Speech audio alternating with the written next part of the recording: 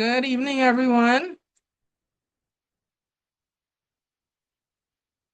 The Green, you can hear me? Yes, I can. Awesome.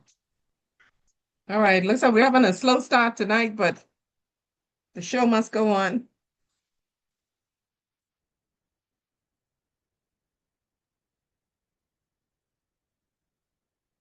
So we'll give it a couple more minutes and then we'll get started because we still will do the recording and so we can have it on the channel.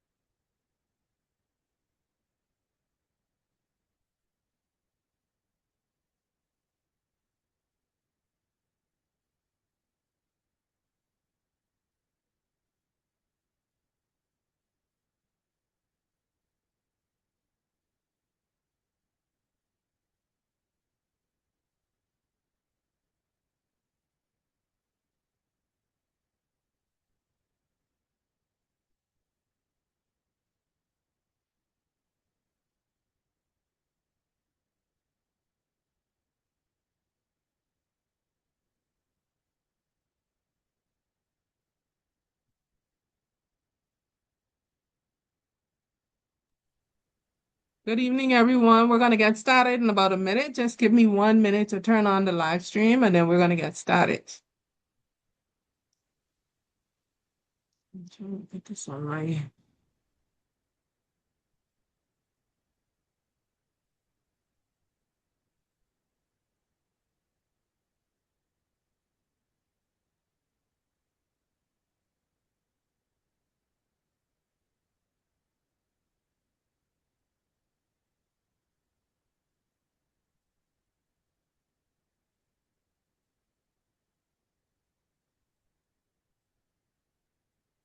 All right. Good evening, everyone. We are going to get started. Looks like we have a small crowd tonight, but the show must go on. And we're having a little challenge with our WhatsApp, so we're gonna try and rectify that as well. Okay, so good evening, everyone. So happy to see every one of you here. And last month we were not able to have a meeting because of traveling. But we're very happy to be back, and especially since this was one of my favorite things to talk about is wound care. And so it's good to be back on Feet for Life 242. We want to thank everyone for coming this month. Like I said, is Wound Healing Awareness Month. And we want to welcome everyone who's here, especially if there's anybody who is new to our channel. We're very eager or glad to have you here.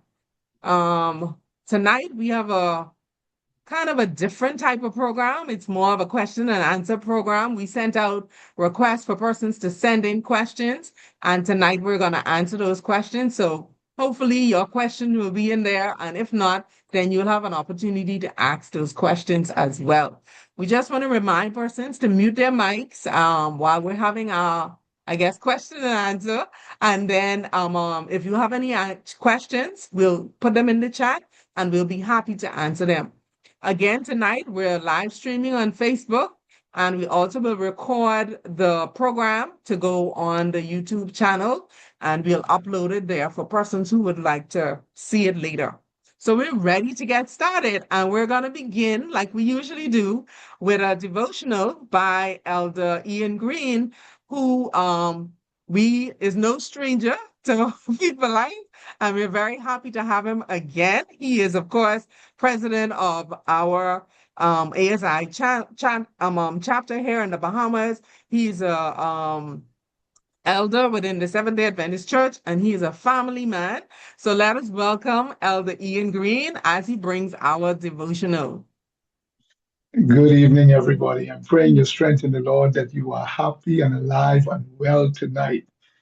Our simple Bible verse is taken from Deuteronomy chapter 8, verses 4. It says, your clothes did not wear out, nor did your feet swell these 40 years. Listen, in today's world, if you're walking in sandals, if you're walking bare feet, if you're walking in tennis or shoes, and you're walking somewhere for 40 years and your feet has not been swollen at all, you didn't have any corn on your no calluses, listen, you are truly blessed. Only the God of all gods can do that for us today. Now, when we look at healing and when we look at all the things that happen to us in this life, when we look at health, many times we take our feet for granted, but truly, when our feet are healthy and our legs are healthy and our joints and they are healthy, we are so much more comfortable.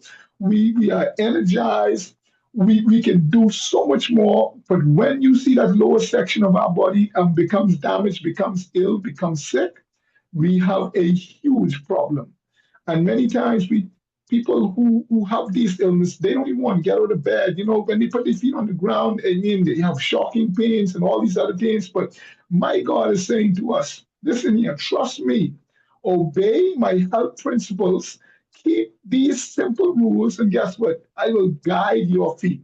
The closer you get to understanding how God wants to bless us, the more happier and prosperous you'll be. Now, I know Sis Dr. Mitchell has always been encouraging us to take care of our feet, and too many times we don't. Self care, self awareness is one of those things that is high priority on God's list. God is telling us, I am I have all the instructions for a healthy body. I can give you all the guidelines. And all saying is you can take a horse to water, but you can't make them drink. Tonight, I just want to encourage you. Stay close to God, and God can guide you through this life, and He can show you how to truly be healthy.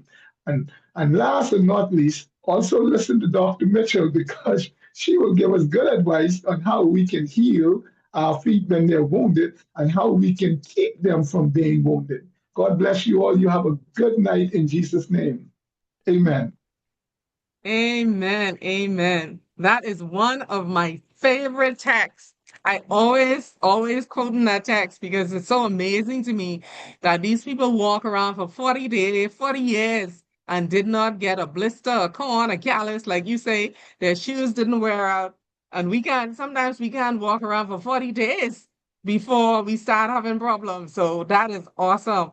And only, like you said, only God could have done that. So we're very happy. Thank you again, Elder Green, for your faithfulness. And we really appreciate your thoughtfulness with these devotionals. So if you can, just send out a message and invite some people to join us. I just sent out some messages and so we can get in. So I don't know if you know, but WhatsApp has made some changes to their plan. And so we cannot send out the mass invitation like we usually do or we did before. They have now made that a paid service. So what we have to do is to have a WhatsApp channel and then invite persons to join the channel. And then once they join the channel, then we can now communicate with them and send them the invitation. So you see, our crowd is a little bit low tonight because we're probably in the midst of doing that.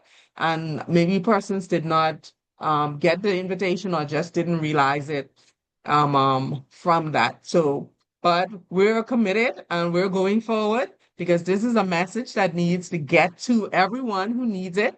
And we wanted to go forward with that.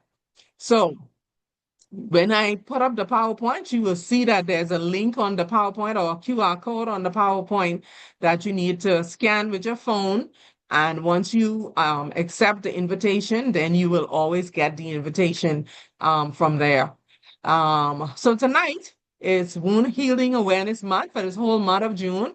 And so, of course, you know, wounds and diabetes almost go hand in hand. And so we are definitely going to be talking about that tonight. So among diabetics, foot complications are some of the most common, most costly, and most feared. So a recent study actually showed that persons feared getting an amputation more than they feared dying. And so that tells you how serious this problem is. And a great deal of persons who get 85% of persons who get an amputation actually had a wound first. So you can see why this topic is so, so important to us, to me, and to us as podiatrists. So as many as 25% of persons living with diabetes will experience foot complications. And then another 25% of them will develop wounds and get an amputation. So it's very serious. Every 1.2 seconds, someone develops a foot ulcer. Every 7 seconds, someone dies from diabetes. And every 20 seconds, there is an amputation due to diabetes.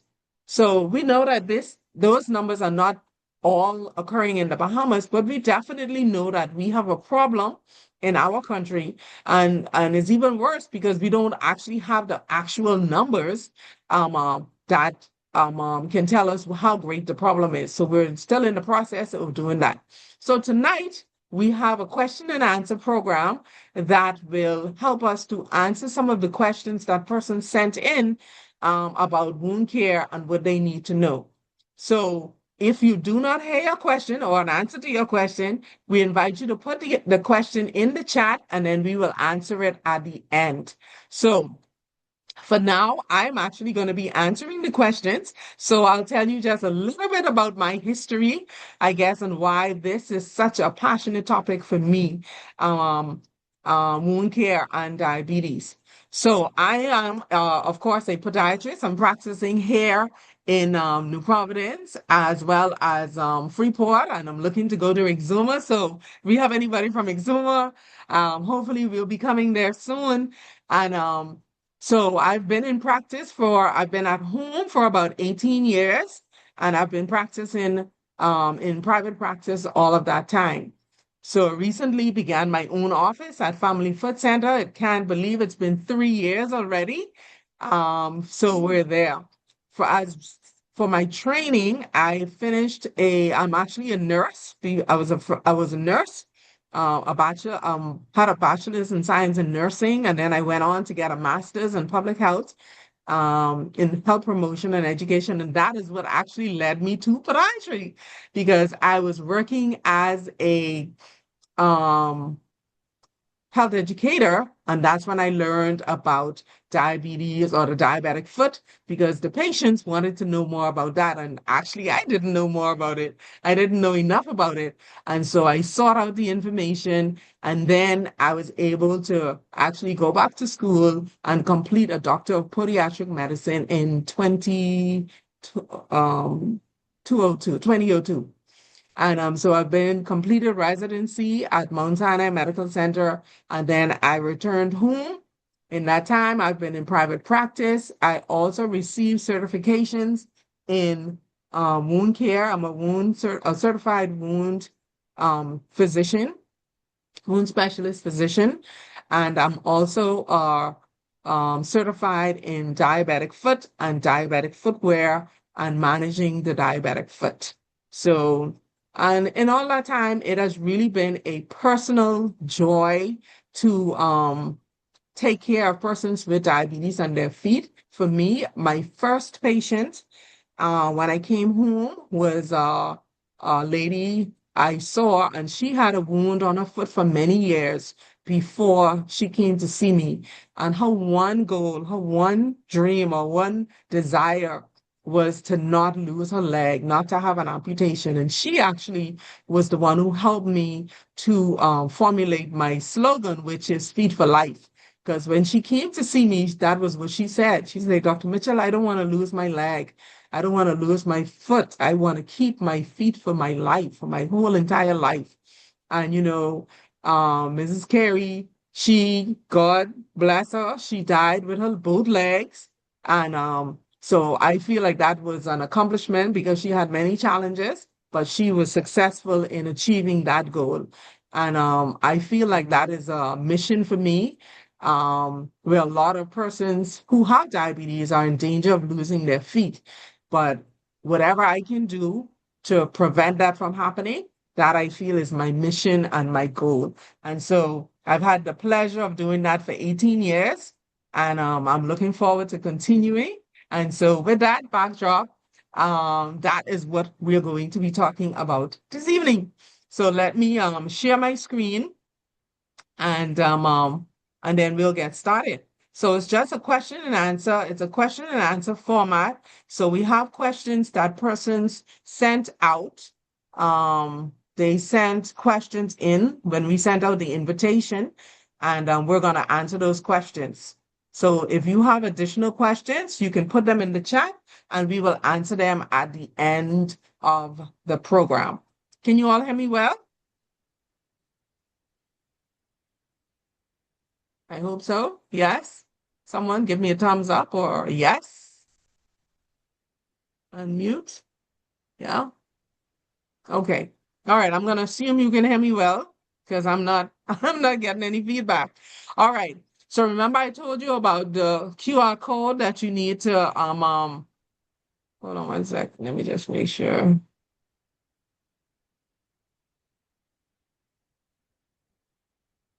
Okay. I am definitely not mute. Okay. So we're gonna share our screen again and we're gonna get started with that.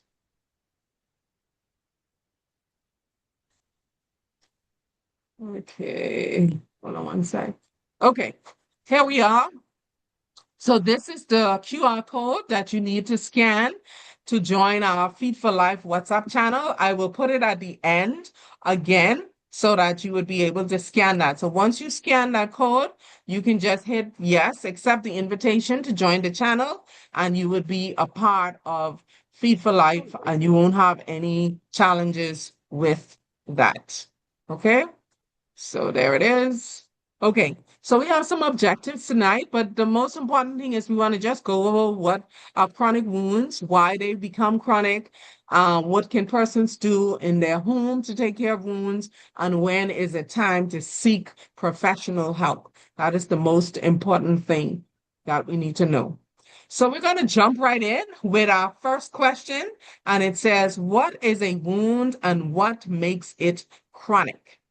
So to understand what a chronic wound is, we must understand what a wound is. And so a wound basically is any damage or injury to the skin.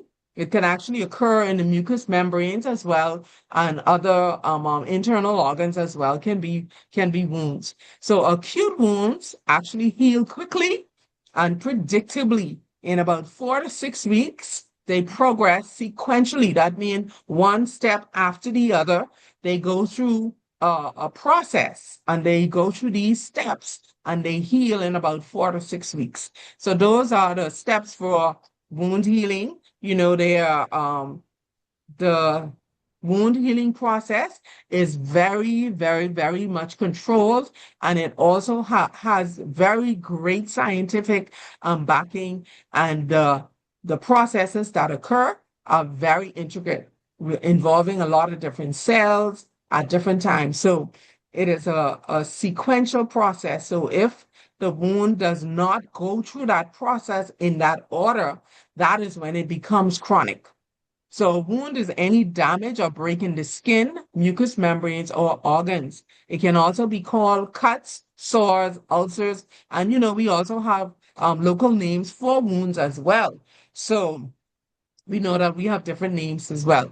So once you have that break in the skin, if it does not go through that, okay, Elder Green, I see your message. Thank you so much.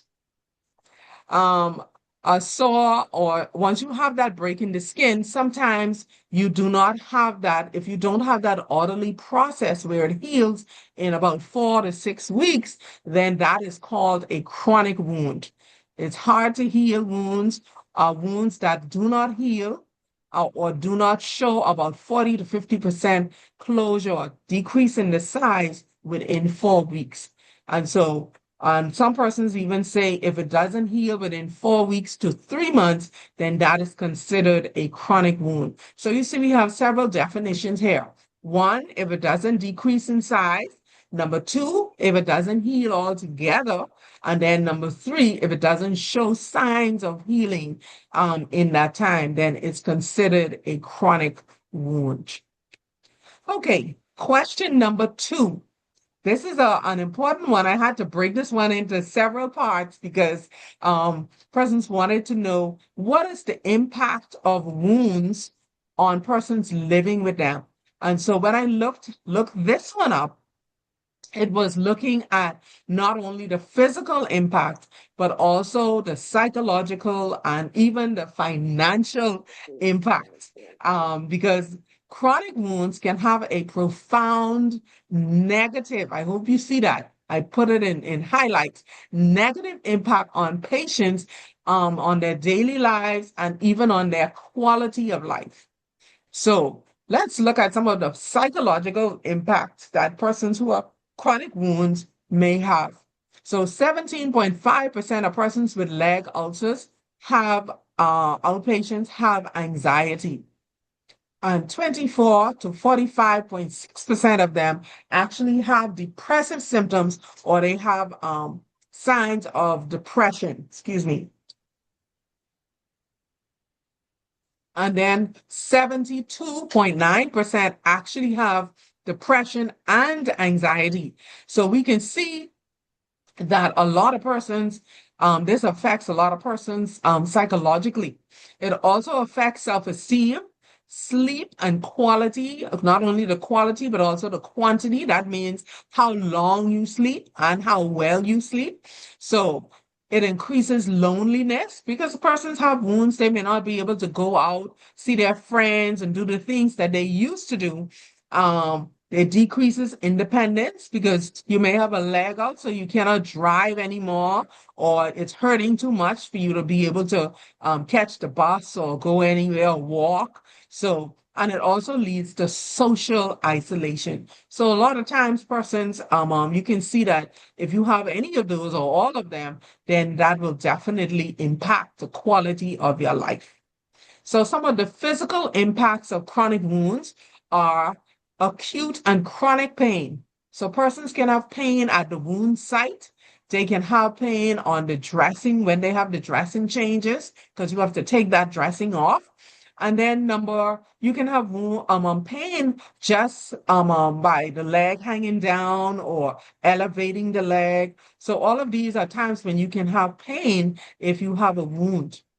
The wound actually, takes away the top layers or layers of the skin, so it can actually damage the nerve. It can cause numbness, tingling, and neuropathic pain to that area where you have in the wound, or even beyond the part where you have in the wound. So restricted mobility or movement, I talked about this one before. Sleep disturbances, throbbing pain. A lot of patients talk about having pain at night. They can't find a good place to lay the leg or the foot. And so that's why they're having pain.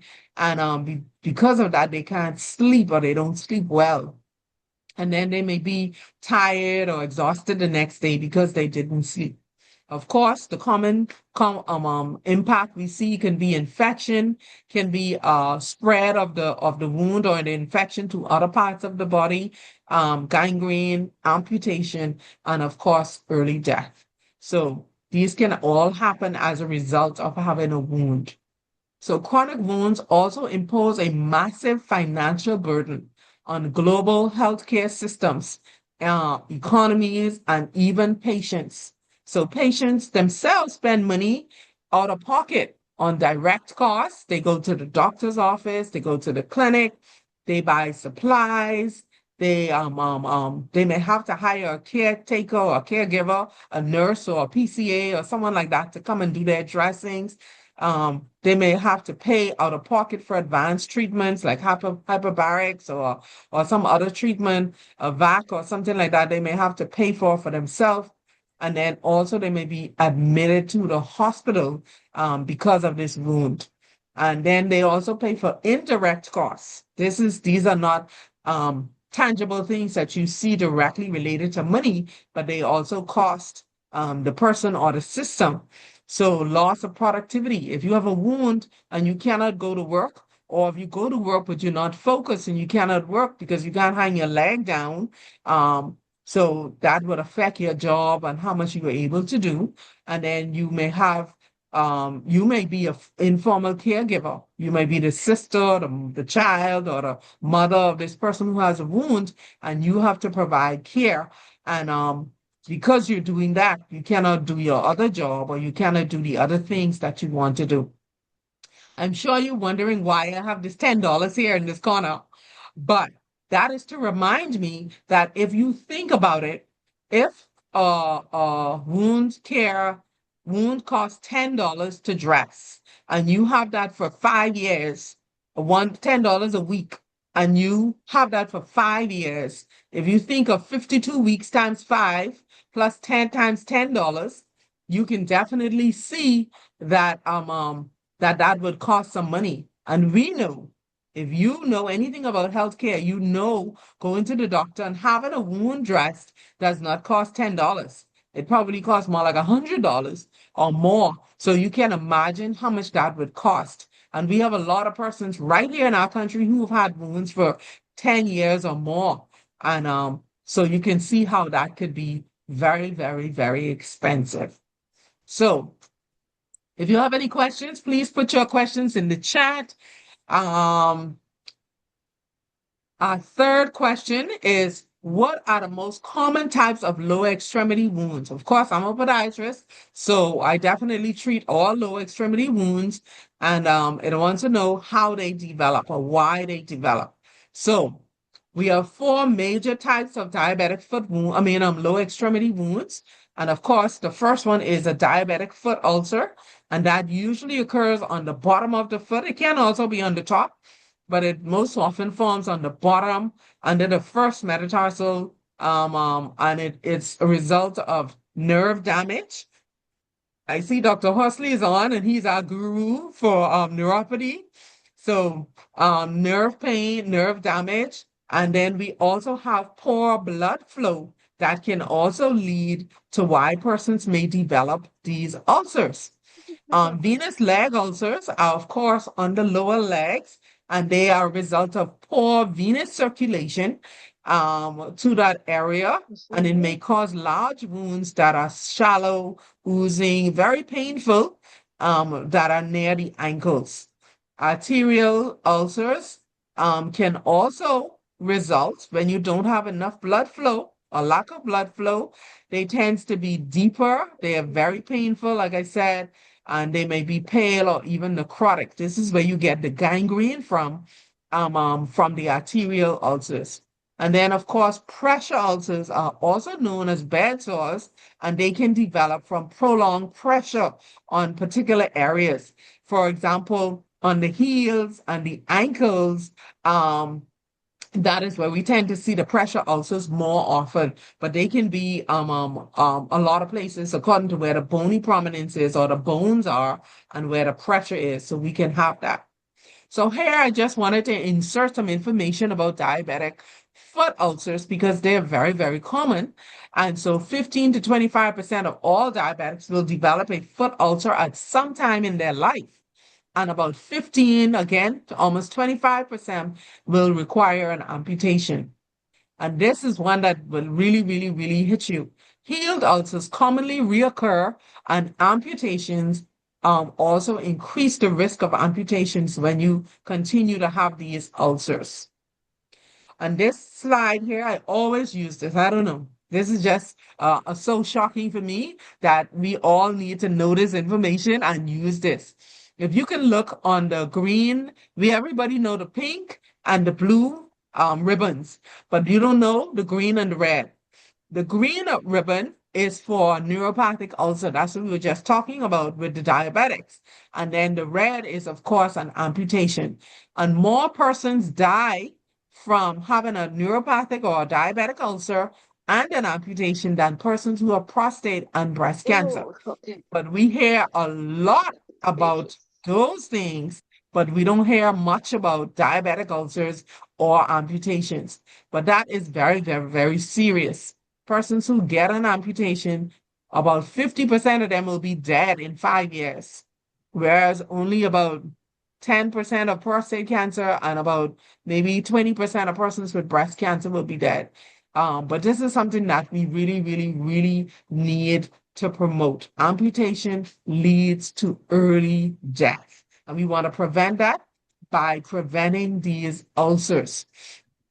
This whole slide is dedicated to the fact that 85% of lower extremity amputations are preceded by an ulcer.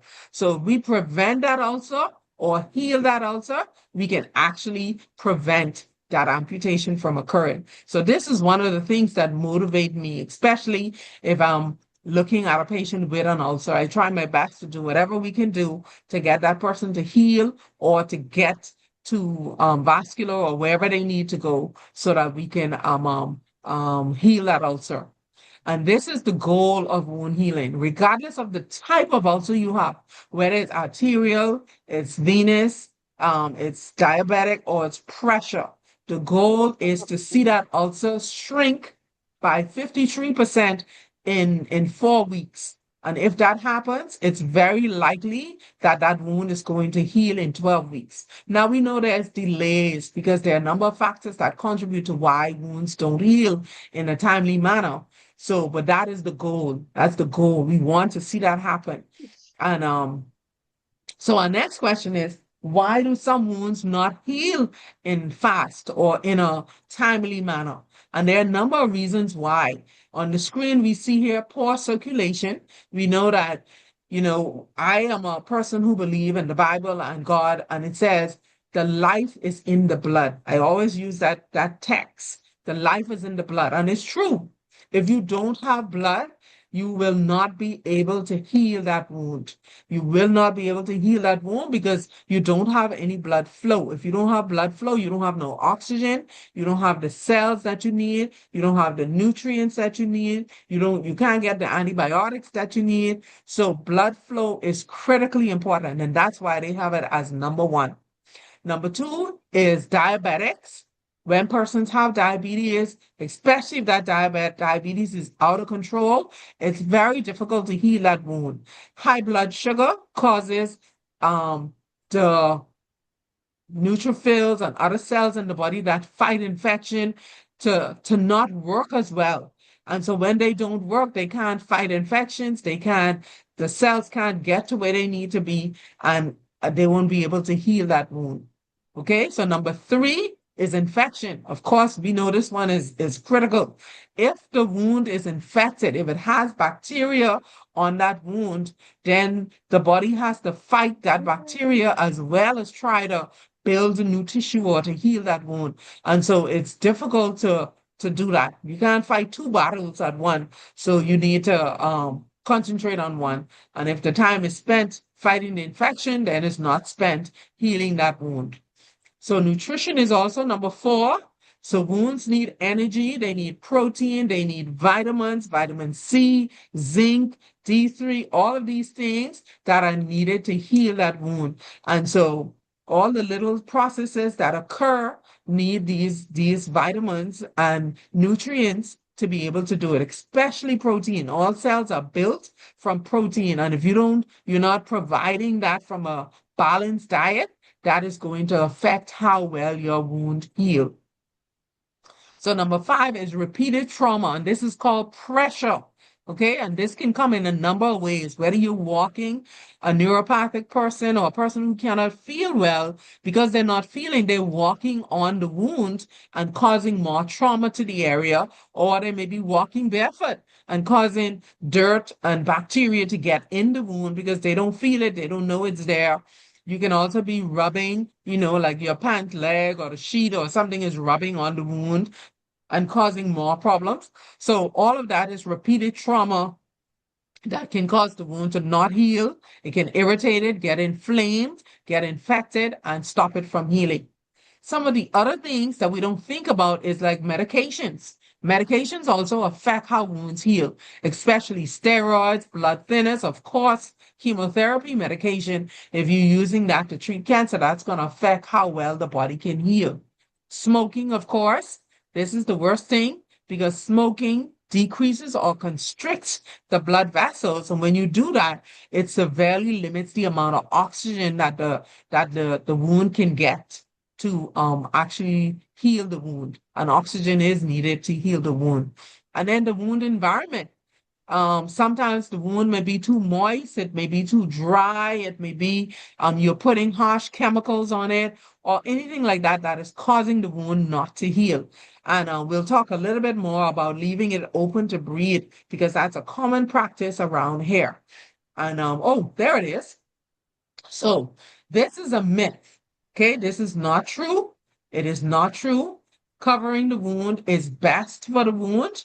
It actually has been proven scientifically in a number of studies that it causes faster healing when the wound is covered with a nice dressing. It helps to maintain the moisture. It keeps the temperature. When you open a wound and leave it open, it gets dry, it gets cold. All of these things lead to pain. It leads to the wound not healing well.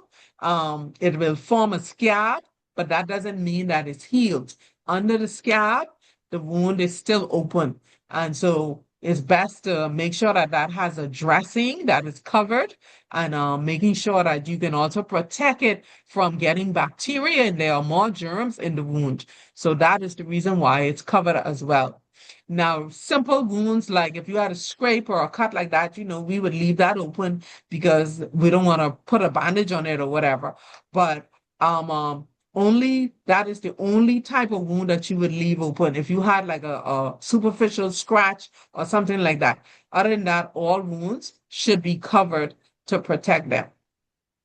So our fifth question is what to do if you had a wound at home. So this person wants to know if they have a wound at home, what do they do to take care of it? And then when do they need to seek help? And this, I think, is the most important question um, because that is what persons need to know when to get help, when they need to do what they need to do. Did I hear someone? Was there a question?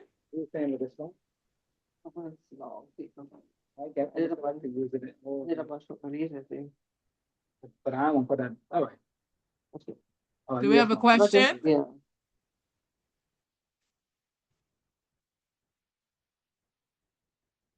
Okay, I think I mute them.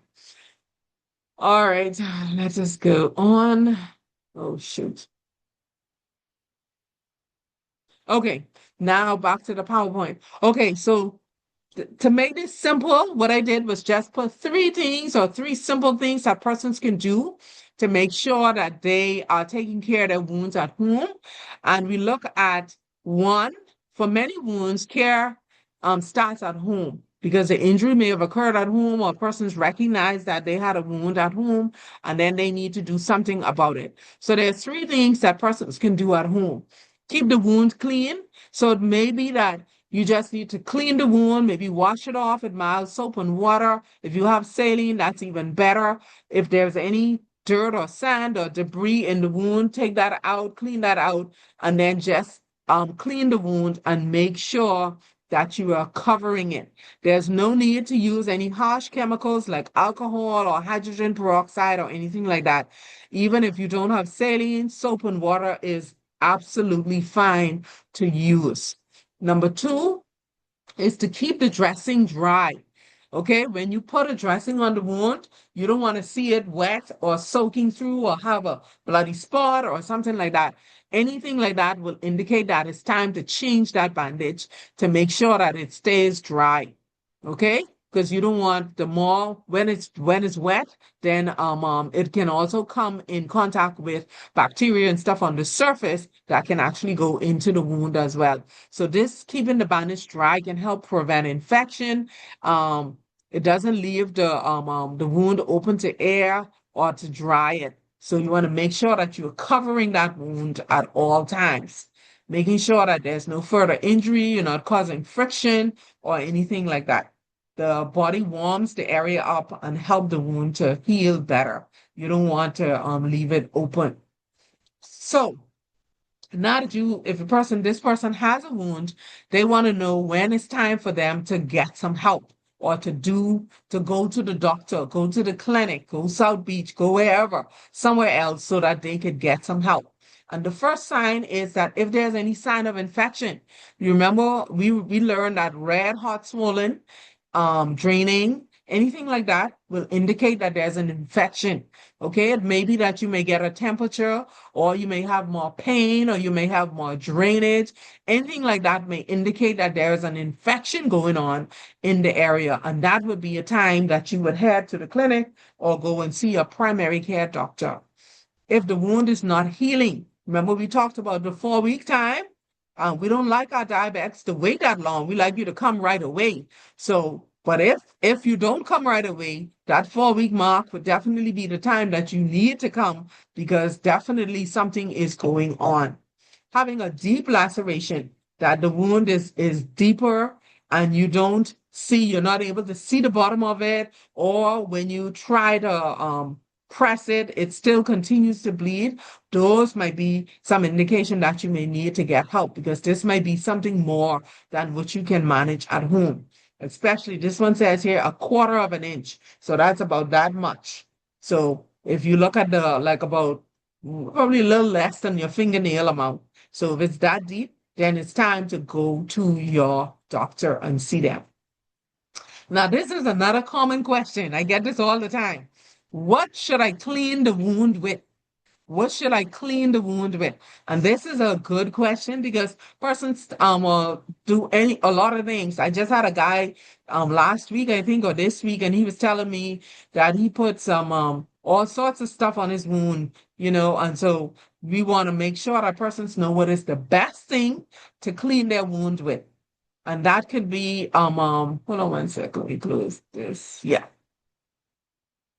Okay, so the purpose of cleaning a wound is to decrease the bacterial load or the amount of bacteria that's on the wound. And of course, by doing that, we will see that this will promote healing, keeping the wound clean and making sure that it can actually heal. So saline or 0.9% sodium chloride is the best solution to clean your wounds in. That's what all of our insides have, and that is what is the best thing. It is not, it doesn't burn, it doesn't hurt. It's normal for us to have that in our system. And so it's easy to be able to use that. Um, you don't want to use like seawater because that has so much more salt, or avoid harsh antiseptics like hydrogen peroxide or rubbing alcohol or anything like that because they're too cytotoxic. They actually damage or kill the new cells that the body is trying to heal.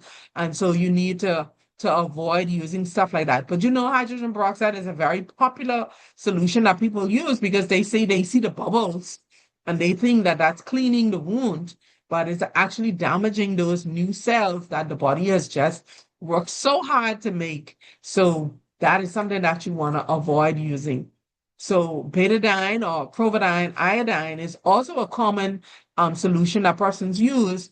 And we really don't recommend that for healing wounds or for wounds that are trying to heal. We recommend you can use it actually for contaminated or dirty wounds like punctures or bite marks or stuff like that. And you can also use it on surgical wounds because with the surgical wounds, that's already sutured. So the skin is already together. So you can paint the betadine over that and that will be okay as well. So hypochlorous acid, which is a type of bleach, light bleach solution, but it's a naturally occurring solution that we make within our bodies as well.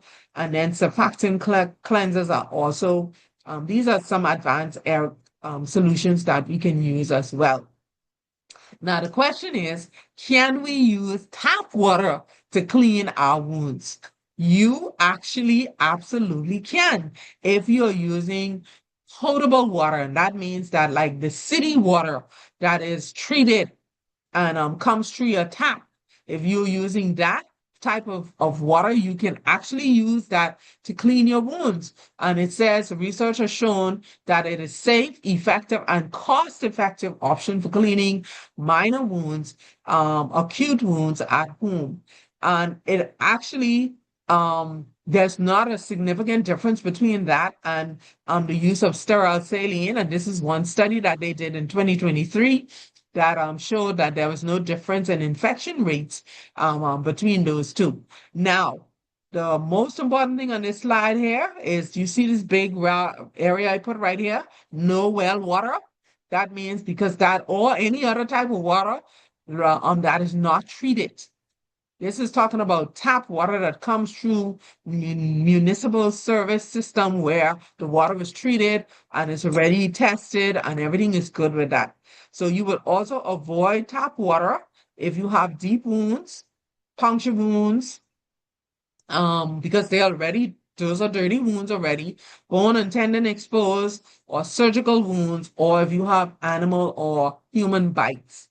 So you would avoid using tap water in those situations. But in minor wounds, you can actually use it.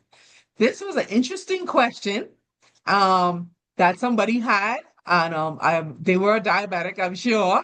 But so this question says, what is offloading and why is it so important for healing diabetic wounds? I was very surprised with this one.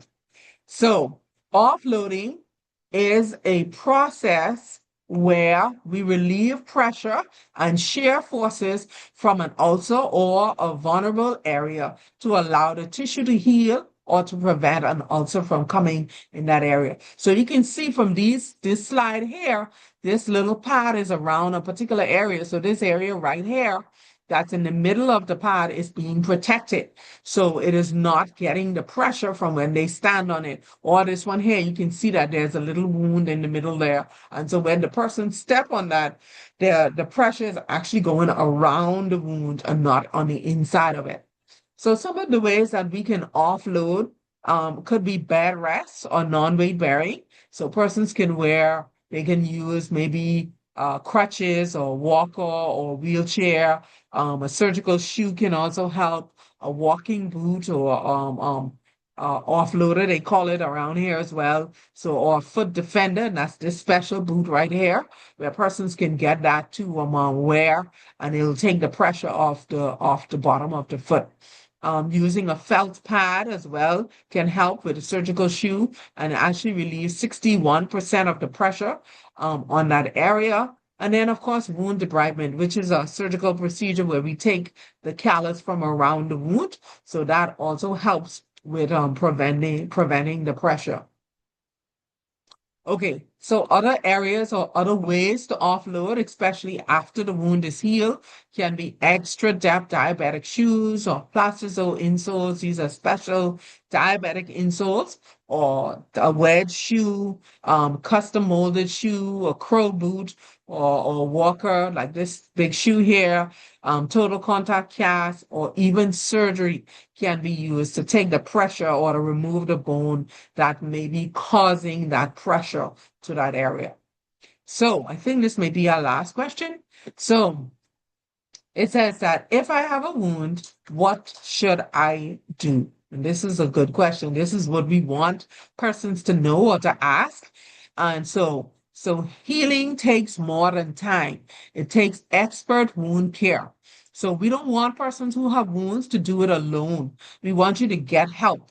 Get to your podiatrist, the wound care nurse, even to your primary care doctor, somebody who needs to help you because you may have an infection, you may have um, you may need offloading, you may need antibiotics, you may need something that will help with that wound healing. And if you don't do it, the wound will just continue to get worse and worse and worse, and it will delay healing and eventually may get infected, may need an amputation. So we want persons to seek help, and you can do that. Definitely, we want you to invite you to, of course, scan the QR code again so that you can be a part of our Feet for Life channel and you'll be able to get your notices and be able to attend. Now, these are our offices here, Family Foot Center. Our phone numbers are 605-3668 or 341-3668. Or, of course, you can WhatsApp us at 802-3668. So we invite persons to come. We're open Monday through Friday, Monday to Thursday, 9 to 5. On Friday, we're 9 to 2. And then, of course, we're open on Sunday as well from 10 to 3. There's a lot of our patients with wounds tend to come on Sunday as well because they don't want to have to miss that day at work. It's a better option, especially if they have wound care maybe once a week. It's easier for them to come on a Sunday and prevent losing that day at work. So I think that's it for me. I'm going to stop sharing and see if anybody have any questions in the chat, or if you want to raise your hand and ask a question or make a comment, we will be happy to entertain you at this time. So anybody want to ask a question or give a comment? I know Dr. Hussey want to give a comment. Hey, Dr. Mitchell, excellent presentation. That's my comment. That Thank you. presentation was smoking. There should be a K after that six on the participants because Thank that's how you. invaluable that information. And there's so many people with wounds that, oh, you're Mhm. welcome. And there's so many people with wounds that need to know this information or without a wound, they usually have a friend or a family member that could use the information. And maybe once again, I was fumbling for my phone to getting ready to chat you to put that QR code back up before departing for the evening. And you already did it like two or three times, and I No problem. think I'll put it back up so other persons may want to do it as well. And right. so we'll put that up as well. So That's thank you beautiful. so much, Dr. Knowles, for your comments. I appreciate it. You know, we usually have a much larger crowd, but you know what I decided? That I will still do the presentation and everything because some persons do go to the YouTube channel and watch it. And so that will be an opportunity for them to also get this information, like Dr. Huxley said, and be able to share it with other persons. And so we want to definitely do that. So as a result, they would be able to share it with their family or friends, because a lot of persons do have wounds, like you said, All and right. and And they can definitely use that information. the So details on cleansing, wound care that you provided, offloading, those were the perfect questions with super excellent answers. And you can prevent a nightmare by watching this video that you have. Oh, thanks for that code as I pull my phone out. But yes, share this, your video, as if people already haven't been sharing it. This one in particular, because you can put the wrong thing on the wound and it gets way worse. So, yes, and following yes, your detailed instructions with photos was just wonderful. We all thank awesome. you. Awesome. But thank you so much. So, do we have any other questions or comments from persons on the chat? Um, okay. I know one of the other things that I noticed that a lot of persons ask about. I didn't get that question, but sometimes persons ask about the compression. They have a venous Oh ulcer, or they yeah. may have an ulcer on their leg, and they don't understand why the nurse or the doctor wants to put that compression bandage on their leg. And so they're not for that, like they would say. But it's important because if the veins are not working, then we need to assist them. And the way we assist them is by putting the multi-layer compression bandage on, because it'll be very difficult for the wound to heal without without getting that compression. It takes the swelling out, takes the fluid out of the leg. And so it's important to have that compression bandage as well for persons with venous ulcers. Excellent. Excellent. You're absolutely right.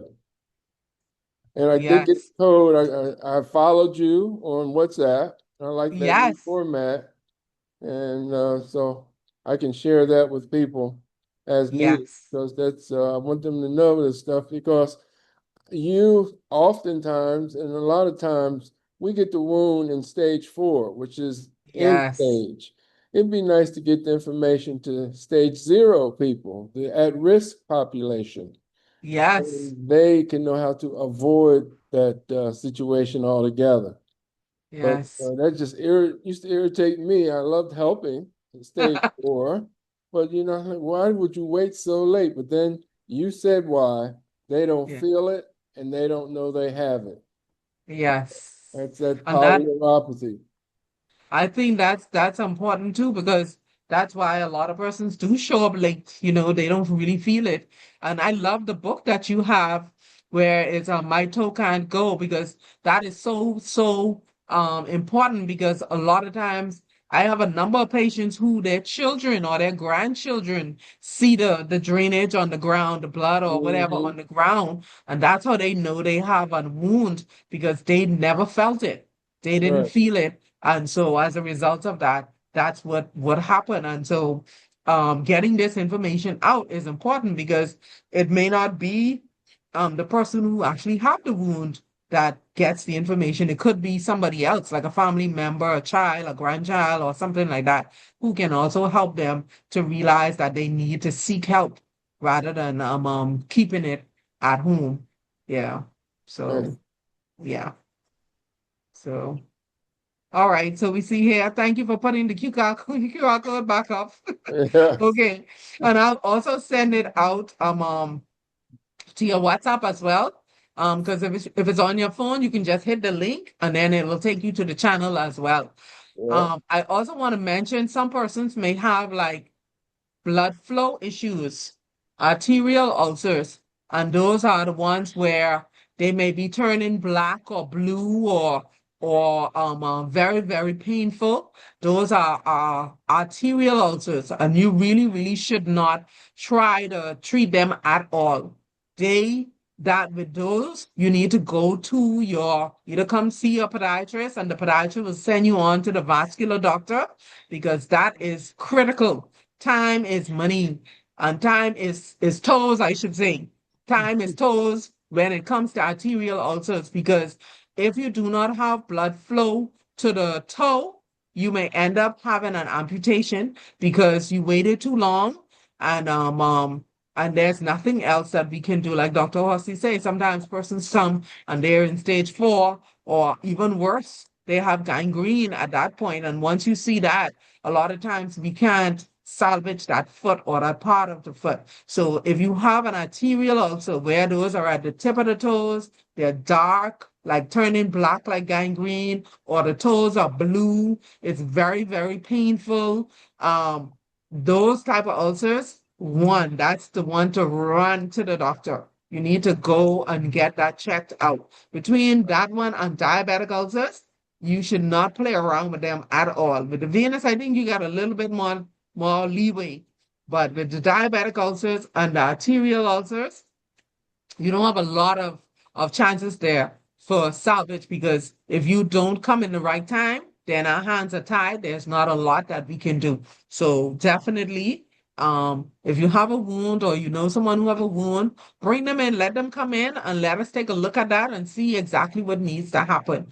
Most times if you see a wound early enough, you can actually treat it and it can heal and you can move forward with that and prevent it from coming back. But if you don't do it, then there's nothing we really can do at that point.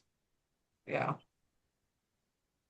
And that was a very interesting slide that you presented with foot ulcers and morbidity, and Yes. that how it has increased exponentially with the foot ulcers, and Yes. with type 2 diabetes being the eighth cause of death, COVID number three, cancer number one.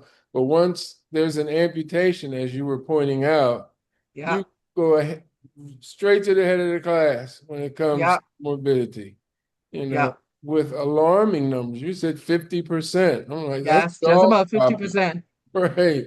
I'm like, whoa, so that's a So pandemic.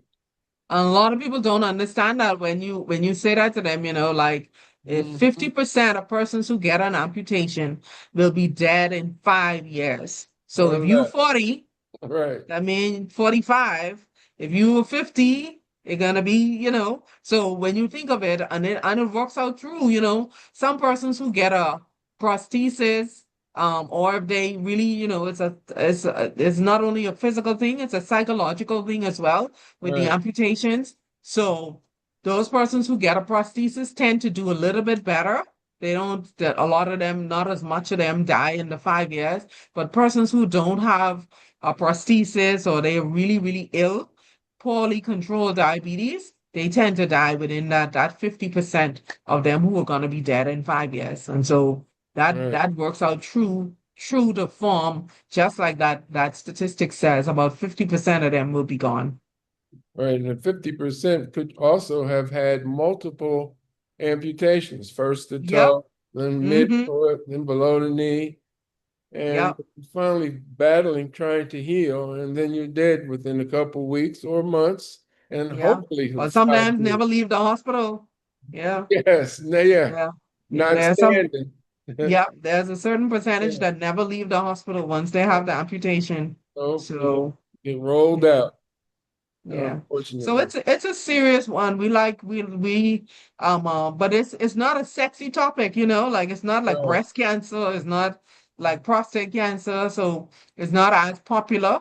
But we need right, to continue trucking on and telling our story and encouraging persons to believe that because they have diabetes and diabetic foot, they don't have to get an amputation. And I can say in the 18 years that I've been home, I have seen an improvement in that, because people right, just automatically felt that if they had diabetes, at some point they were going to get an amputation. But now a lot of people don't believe that. They feel they're more proactive and they believe that they can actually have their feet for life and they can do some things that they can do. And that I think is an improvement um that we have seen. I've also seen that not significant, but when I first came home in 2008, um, the amount of diabetics who had their feet examined were like in the teens, like in mm, I think maybe 16, 17, like that. I know it was less than 20. And right, now it's about 23, about 24% of persons who have diabetes have their feet examined. That is still very low. In the there, United States, about 70 to 72% of persons have their feet examined by a doctor, or diabetics have their feet examined by a doctor. And so I would like to see us get to a number like that. Even 50% would be a significant increase. And that is something I definitely want to work on and see how we can promote that. right, Um, but real protection. that's the first Right, step to prevent these things, because if you don't look, you're gonna miss it. You're not gonna see it. right, So yeah, right, yeah. All right. So if we have no other comments or additions, I think we can move toward closure because I don't see any more questions in the chat. So I'm going to um So we can Elder Green has left. So I'm gonna just say thank you all for coming, and we're gonna end meeting tonight. Thank you all. Our next meeting will be actually on the 9th of July, and we'll have another program for you. And I encourage you to please share the QR code and see if you can encourage those persons, especially who usually attend to join the channel. And then we would be able to have them on with us next time. So we just want to say thank you, everyone. Dr. Horsley, it's always a pleasure to hear from you. And I see Miss Nurse Williams and Nurse Dr. Knowles and Mr. King, everybody, Miss Blatch, everyone. Just want to say thank you all for coming and sticking with us to the end. And we want to just say thank you all for coming, and we're going to end the meeting at this time. And we appreciate you coming and being here with us tonight. So have a good night, everyone. Let us just have a word of prayer so we can end. Gracious and loving Lord, thank you so much for another night that we can share your knowledge and share your information with everybody. We ask that you would help the words and the things that we share that would go forward and help the persons that need that help. We ask, oh Lord, that you would bless, guide, and keep us this night. In your holy name, I pray. Amen and amen. All right. Thank you so much. And we'll see you next month on the 9th. Just look out for this in your chats, and we'll just invite somebody to come along with you. Thank you so much. No problem. Good night.